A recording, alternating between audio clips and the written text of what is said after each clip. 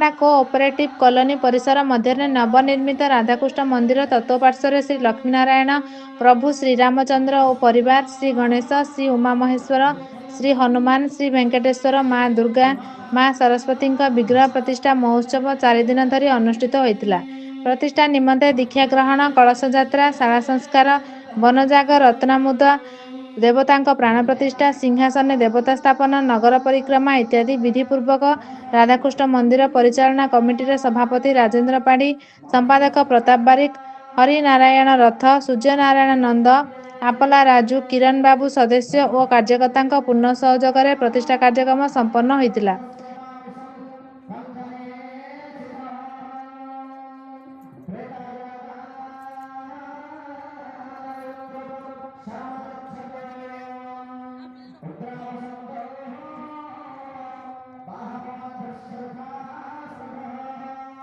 ରାୟଗଡ଼ାରୁ କୈଳାସ ପାଣିଗ୍ରାହୀଙ୍କ ରିପୋର୍ଟ।